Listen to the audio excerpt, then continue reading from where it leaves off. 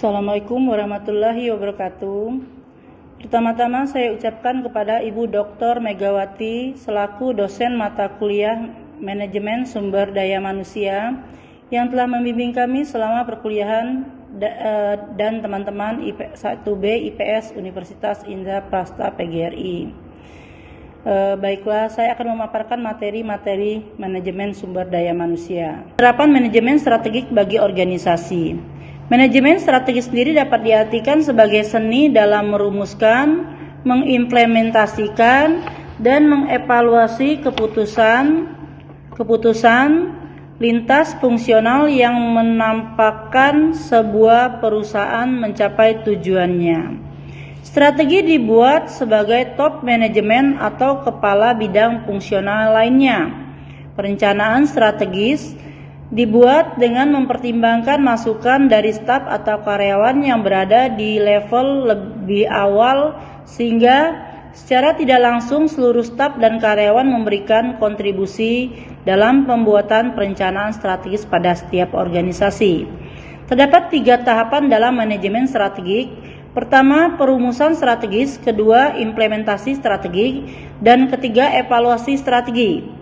Perumusan strategi sendiri diawali dari pembuatan visi dan misi organisasi, menetapkan tujuan jangka pendek dan jangka panjang, melakukan pengidentifikasian peluang dan ancaman dari lingkungan eksternal dan identifikasi kekuatan dan kelemahan internal perusahaan, pemilihan alternatif strategi sampai dengan pemilihan strategi yang paling tepat.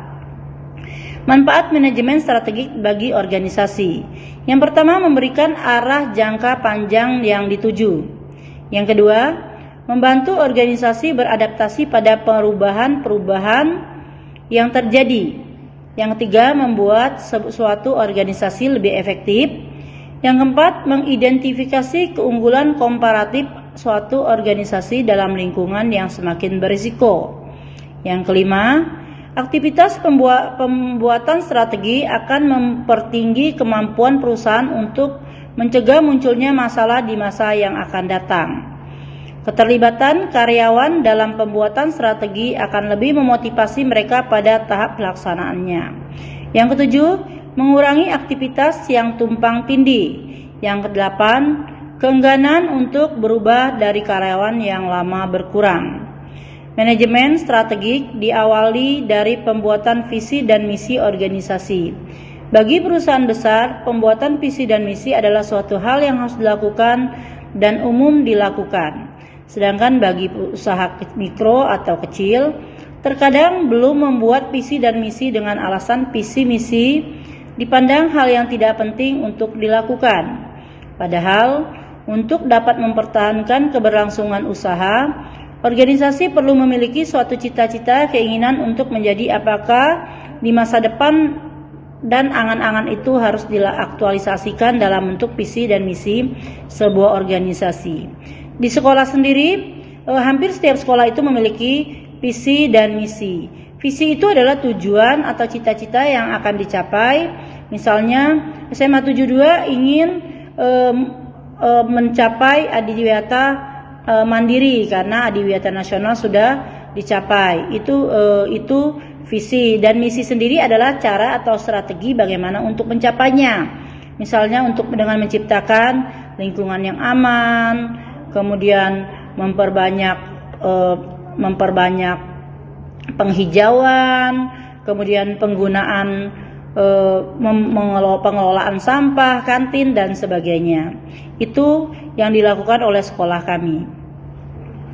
Kemudian manajemen strategis kemudian sebagai contoh, kalau di perusahaan, misalnya perusahaan A, misalnya misinya menjadi sebuah perusahaan berwawasan nasional yang membangun Indonesia hebat dan sukses. Itu misalnya diambil dari salah satu visi perusahaan makanan. Nah, untuk mencapainya dia memiliki strategi-strategi baik jangka panjang maupun jangka pendek agar mendapatkan visi yang telah menjadi tujuan dari sebuah perusahaannya. Dengan manajemen strategi, organisasi dapat mengantisipasi perubahan-perubahan yang terjadi di lingkungan, baik lingkungan internal maupun eksternal. Seperti yang kita ketahui bersama bahwa kondisi lingkungan tidak menentu, tidak ada bisnis yang statis misalnya, melainkan semua bisnis bersifat dinamis. Kita contohkan seperti ketika sebelum pandemi dan setelah pandemi terjadi, maka sangat banyak sekali perubahan terjadi. Misalnya tadi mall yang tadinya ramai akhirnya menjadi sepi. Orang-orang yang berbelanja offline menjadi berbelanja online. Itulah adalah hal-hal yang harus diprediksi oleh sebuah perusahaan. Kita bisa melihat perusahaan-perusahaan raksasa yang sempat menjadi pionir dan penguasa pasar, tetapi akhirnya jatuh dan tidak bisa mempertahankan eksistensinya dalam persaingan usaha. Misalnya kita contohkan dalam perusahaan komunikasi BlackBerry, Nokia itu adalah perusahaan-perusahaan yang tadinya besar dan menjadi pionir, tetapi harus menelan pil pahit akibat tidak mampu mengantisipasi dan menyiapkan strategi dengan kajian dan cepat, sehingga terlambat bagi mereka untuk bisa menyaingi pesaing mereka yang sudah memikirkan strategi ke depan, seperti perusahaan-perusahaan seperti perusahaan-perusahaan Apple ataupun Samsung. Kemudian berbagai jenis strategi bisa diimplementasikan organisasi berdasarkan pada kekuatan, kelemahan, peluang, dan ancaman, mulai dari integrasi vertikal dan horizontal. Setelah implementasi strategi, tahapan akhir dari proses manajemen strategi adalah evaluasi strategi. Sebagian besar penyusun strategi sepakat bahwa evaluasi strategi vital bagi kebaikan sebuah organisasi. Evaluasi yang sesuai bisa menyadarkan manajemen akan masalah dan potensi masalah sebelum situasi menjadi kritis. Yang pertama, pengertian manajemen sumber daya manusia. Manajemen sumber daya manusia ialah pengembangan sumber daya manusia yang berfungsi melakukan perencanaan sumber daya manusia, penerapan, perekrutan, pelatihan, pengembangan diri karyawan atau pegawai, serta melakukan inisiatif terhadap pengembangan organisasi sebuah organisasi atau perusahaan. Pada dasarnya, tidak ada perusahaan yang tidak membutuhkan SDM atau sumber daya manusia.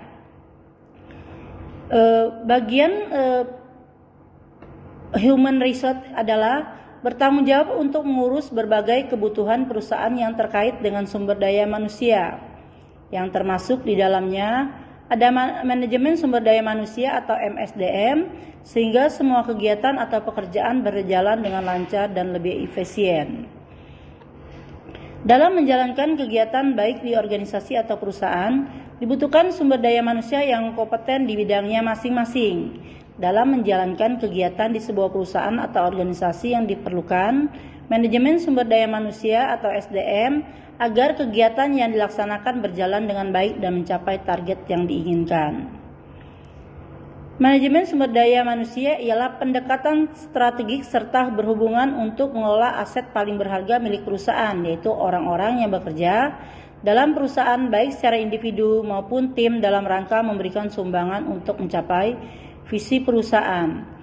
Seperti juga di sekolah dibutuhkan sumber daya manusia yang baik sehingga sekolah bisa berjalan dengan baik, tertata dan menghasilkan output yang baik.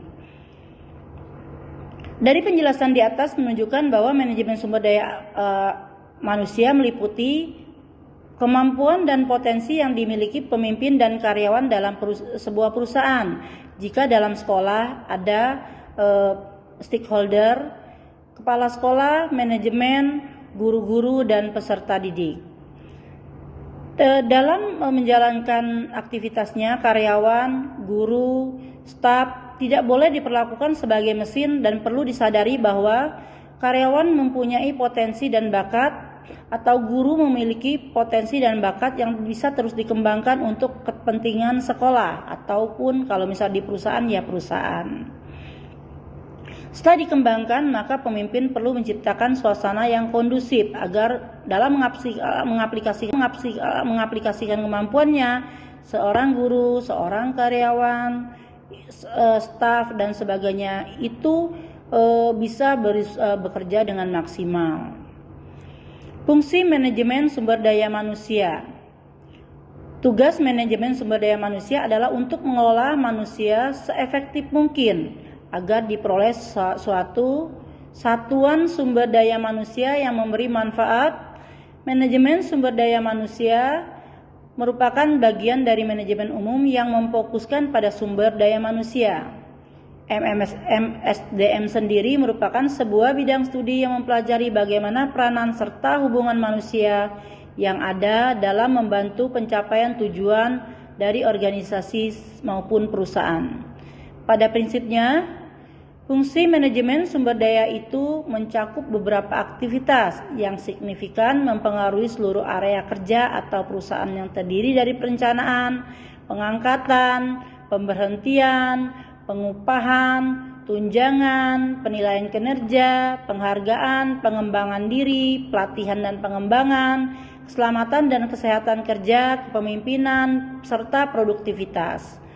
Adapun fungsi sumber daya manusia adalah sebagai berikut. Yang pertama adalah perencanaan sumber daya manusia. Mondi Nu Premiuk menyebutkan bahwa perencanaan sumber daya manusia merupakan proses pengkajian dan penelaahan kebutuhan sumber daya manusia secara sistematis untuk memastikan bahwa sejumlah karyawan yang dibutuhkan dan sesuai dengan persyaratan keahlian yang telah ditentukan yang tersedia pada saat diperlukan. Perencanaan dan peramalan permintaan tenaga kerja perusahaan baik dalam jangka pendek maupun jangka panjang. Kegiatan perencanaan kualitas dan kuantitas sumber daya manusia merupakan pekerjaan manajemen sumber daya manusia yang paling mengandung ketidakpastian karena adanya faktor peramalan terhadap kecenderungan lingkungan bisnis yang terus bergerak dan sangat dinamis. Terkait hal ini, perusahaan harus mampu melihat kecenderungan perkembangan teknologi seperti yang bisa mempengaruhi terhadap kualitas dan kuantitas sumber daya manusia perusahaan di masa yang akan datang. Misalnya di sekolah ya, ketika kita akan merencanakan sumber daya manusia, maka akan dihitung. Misalnya 1 tahun, 2 tahun ke depan ada beberapa yang pensiun, ada beberapa yang keluar, mutasi dan sebagainya. Sehingga bisa direncanakan berapa penerimaan yang ideal sehingga sekolah itu bisa berjalan dengan efektif dan tidak kekurangan guru. Kemudian pengangkatan dan pemberhentian karyawan atau pegawai. Pada proses ini kegiatan pengisian formasi yaitu pengrekrutan karyawan, screening, seleksi kepada pelamar, dan penempatan formasi. Fungsi manajemen sumber daya manusia semakin rumit karena berbagai peraturan memberi peluang yang sama untuk seluruh lapisan masyarakat dalam mendapatkan pekerjaan, serta semakin kompleksnya formasi dalam jabatan yang akan diisi. Proses ini meliputi rekrutmen calon pelamar. Jadi calon pelamar itu direkrut dulu yang mungkin melalui media sosial, media massa, media elektronik dan sebagainya. Yang kedua, seleksi calon pekerja atau karyawan yang sesuai dengan persyaratan yang dibutuhkan perusahaan. Biasanya perusahaan memiliki syarat-syarat tertentu atau persyaratan untuk seleksi calon pekerja dan hanya orang-orang yang memenuhi persyaratan yang akan berlanjut tes atau diterima. Kemudian mengadakan proses pemutusan hubungan kerja dengan baik kepada karyawan. Jadi sebuah perusahaan bahkan sekolah pun bisa melakukan pemutusan hubungan kerja dengan berbagai pertimbangan. Misalnya kondisi perusahaan dan sebagainya. Kemudian yang berikutnya pengupahan tunjangan. Upah kepada karyawan dikatakan berhasil jika didasarkan pada keadilan dan kewajaran. Yang pertama, keseimbangan antara upah yang dibayarkan pada pekerjaan yang berbeda dalam sebuah perusahaan. pembayaran upah yang adil dan wajar kepada karyawan atau pegawai yang berada dalam jabatan yang benar-benar dalam satu perusahaan. Upah pada dasarnya adalah mencakup keseluruhan penghargaan yang diterima karyawan atau pegawai. Penghargaan dapat berupa salah satu atau gabungan dari upah, tunjangan, dan penghargaan non-finansial. Misalnya kalau di sekolah itu upah itu, gaji itu sudah diatur oleh pemerintah berdasarkan golongan dan masa kerja. Sedangkan ada lagi tunjangan seperti sertifikasi berdasarkan beban kerja. Jadi misalnya guru yang tidak mencapai 24 jam dan tanpa tugas tambahan itu, maka dia tidak akan mendapatkan sertifikasi. Kemudian pemerintah juga untuk di Jakarta menerapkan yang namanya tunjangan kinerja, di mana tunjangan itu berdasarkan kinerja dan hasil yang harus dilaporkan. Untuk PHK sendiri, jika sekolah itu tidak terlalu beda sama perusahaan. Jadi kalau di sekolah itu biasanya PHK itu sudah meliputi berbagai pertimbangan, misalnya kurang disiplin dan sebagainya. Nah, tetapi untuk jabatan seperti PNS itu agak sulit dilakukan. Yang mungkin yang ada adalah pembinaan, kemudian peringatan, bahkan mutasi. Yang berikutnya penilaian kinerja, pengembangan karir. Fungsi ini dilakukan oleh karyawan atau pegawai bekerja dalam sebuah perusahaan. Tidak hanya bernilai positif, perusahaan juga menganalisis apabila kinerja karyawan yang bernilai negatif. Fungsi penilaian kerja ini meliputi penilaian dan evaluasi kinerja karyawan atau pegawai. Itu biasanya dilaksanakan setiap tahun melalui PK ya. Dan di TPK itu yang menilai adalah atasan, sehingga bisa ditentukan bagaimana kinerja karyawan ini dan nanti pada akhirnya bermuara kepada penghasilan dan pengembangan karir. Yang kedua, analisis serta pemberian dorongan kinerja kepada karyawan atau pegawai. Itu dilakukan oleh manajemen sebuah perusahaan, misalnya dengan memberikan support kepada karyawan atau pegawainya. Pemberian bantuan untuk karyawan atau pegawai dalam rangka pengembangan karir, misalnya dengan mengikuti kursus, mengikuti sekolah, atau menyertakan dalam berbagai kegiatan yang bisa meningkatkan karir sang pegawai. Untuk guru sendiri, maka penilaian juga dilaksanakan setiap 6 bulan. Ada yang namanya PK yang kemudian nanti dituangkan dalam sebuah catatan kinerja yang nanti akan dilaporkan ke pemerintah atau dinas yang terkait. Kemudian untuk sebuah perusahaan, penilaian kinerja terhadap karyawan atau pegawai ini menentukan seberapa pantas penghargaan yang diberikan untuk karyawan atau kinerjanya, sehingga bisa digunakan sebagai untuk acuan pengembangan diri. Jadi untuk penilaian kinerja itu biasanya sudah ada formnya, sehingga bisa dinilai dan tidak hanya mengira-ngira saja atau berdasarkan suka atau tidak suka atau kedekatan seseorang. Yang berikutnya, pelatihan dan pengembangan. Perusahaan dapat melatih karyawannya serta mengembangkan melalui prosedur formal ataupun informal. Formal bisa dilakukan dengan pengenalan jabatan baru atau sebagai alat untuk mengikuti sebuah perusahaan secara teknologi, sedangkan prosedur informal bisa berlangsung di tempat kerja dan diadministrasikan oleh karyawan yang lebih mumpuni. Pada proses ini akhirnya bidang sumber daya manusia dapat memberikan pelatihan, kursus, workshop, serta mengkoordinir peluang-peluang di perusahaan dengan perencanaan karir karyawan atau pegawai. Pelatihan dan pengembangan ini meliputi kegiatan seperti perancangan serta penerapan program-program pelatihan beserta program evaluasinya. Kalau untuk di sekolah, pelatihan dan pengembangan diri itu sangat banyak dilakukan oleh guru-guru. Pelatihan misalnya ketika pelatihan kurikulum 2013. Hampir semua guru-guru mendapatkan pelatihan tersebut ya, atau dengan cara pelatihan beberapa hari yang sudah dicanangkan oleh pemerintah. Yang berikutnya, keselamatan dan kesehatan kerja. Pada proses ini, manajemen sumber daya manusia berfokus pada perancangan dan penerapan manajemen keselamatan serta kesehatan kerja, penerapan program-program motivasi karyawan atau pegawai, penyusunan strategis mengatasi konflik perusahaan, perhitungan tingkat produktif perusahaan.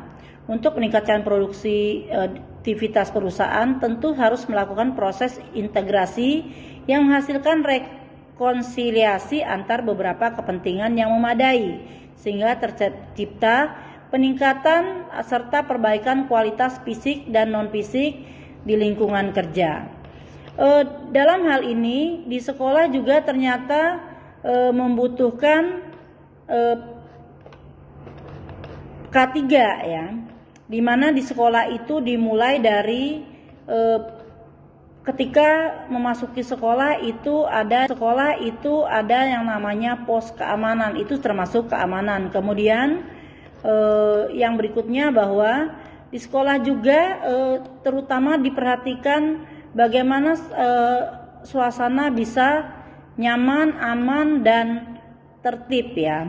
Dan bagi penerapan K3 di sekolah itu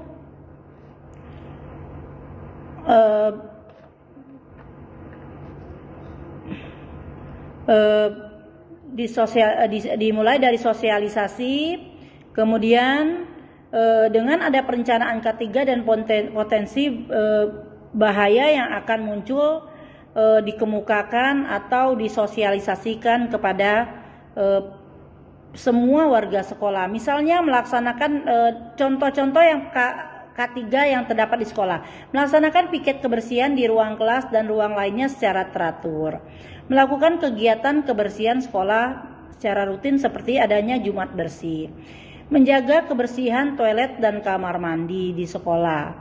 Menjaga kebersihan alat-alat praktikum terutama, karena alat-alat praktikum terutama untuk IPA itu jika tidak diperhatikan maka bisa sangat berbahaya bagi peserta didik. Menjaga keperapian ruangan, menjaga kebersihan diri, membuang sampah pada tempatnya, membudidayakan kegiatan daur ulang. Contohnya kalau di sekolah bisa dengan bagaimana anak-anak bisa melakukan menghasilkan barang-barang yang didaur ulang ketika mereka mengikuti pelajaran kewirausahaan atau prakarya. Menjaga lingkungan dengan tidak menggunakan barang-barang sekali pakai, yaitu jika seperti di sekolah kami sangat melarang membawa botol seperti botol aqua, tetapi mereka diharuskan membawa tumbler sendiri. Kemudian himbauan kepada kantin untuk tidak menggunakan plastik yang berbahaya, styrofoam, botol-botol plastik, sehingga selain menjaga kesehatan juga menghindarkan sekolah dari tumpukan-tumpukan sampah yang kian menumpuk. Sehingga di sekolah kami juga untuk makanan itu diperiksa oleh puskesmas apakah makanan-makanan tersebut mengandung zat-zat berbahaya sehingga dapat dideteksi secara dini, dan nanti jika mengandung zat berbahaya maka akan dinasehati dan disuruh memberhentikan untuk makanan-makanan tersebut. Jadi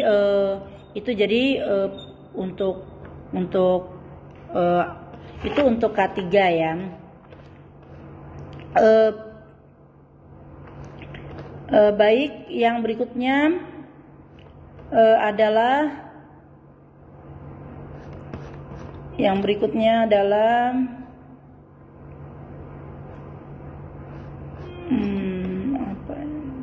kendala-kendala perencanaan sumber daya manusia tadi ya. Balik lagi ke kendala sumber daya manusia. Yang pertama, standar kemampuan SDM. Standar kemampuan SDM yang pasti belum ada. Akibatnya informasi kemampuan SDM hanya berdasarkan ramalan atau prediksi. Kemudian, manusia juga sebagai makhluk hidup tidak dapat dikuasai sepenuhnya seperti mesin. Hal ini menjadi kendala dalam peramalan SDM, karena itu sulit diperhitungkan segala sesuatunya dalam rencana. Misalnya ia mampu tapi kurang mau melepaskan kemampuannya. Situasi SDM, persediaan, mutu, dan penyebaran penduduk yang kurang mendukung kebutuhan SDM perusahaan. Hal ini menjadi kendala proses PSDM yang baik dan hemat. Kebijakan perburuan pemerintah. Kebijakan perburuan pemerintah seperti kompensasi jenis-jenis kelamin, WNA, dan kendala lain pada PDSM untuk membuat rencana yang lebih baik.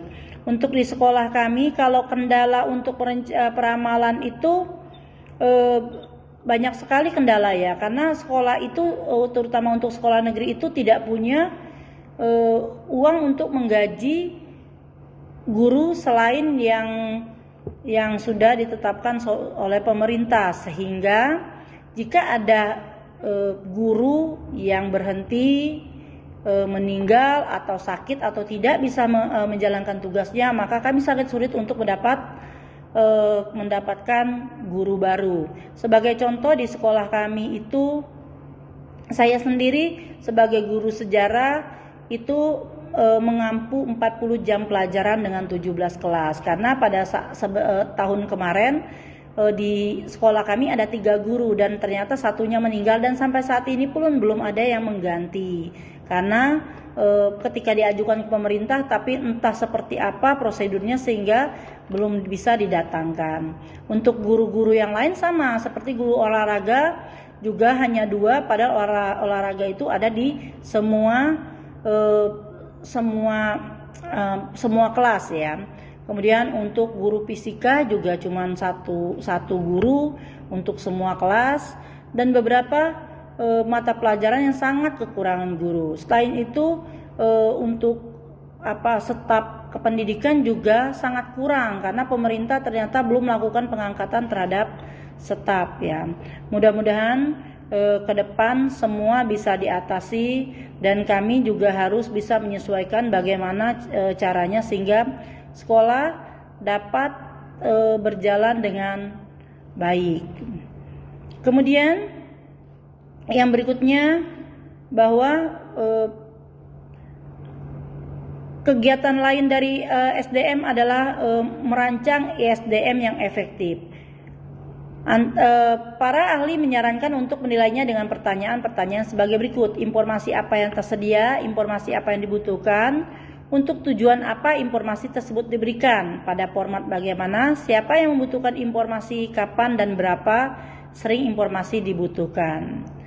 Kemudian ada lagi analisis lingkungan eksternal. Analisis lingkungan merupakan proses penelitian terhadap lingkungan organisasi untuk menentukan kesempatan atau ancaman. Hasil analisis akan mempengaruhi rencana SDM. Karena setiap organisasi akan masuk pada pasar tenaga kerja yang sama yang memasuk juga perusahaan lain. Beberapa faktor yang mempengaruhi pasukan tenaga kerja adalah pengaruh pemerintah, kondisi perekonomian, masalah kependidikan dan persaingan, komposisi tenaga kerja, dan pola tenaga kerja. Sebab-sebab adanya permintaan sumber daya manusia. Faktor internal adalah kondisi persiapan dan kesiapan SDM sebuah organisasi atau perusahaan dalam melakukan operasional bisnis pada masa sekarang untuk mengantisipasi perkembangan di masa depan. Dengan kata lain, faktor internal adalah alasan permintaan SDM yang bersumber kepada kekurangan SDM. Pada saat ini kekurangan SDM sebenarnya itu sudah bisa dipenuhi oleh teknologi. Misalnya keberadaan pelayan sekarang sudah bisa digantikan dengan teknologi seperti media sosial dan sebagainya. Faktor-faktor internal antara lain faktor rencana strategik dan rencana operasional, faktor prediksi produk dan penjualan.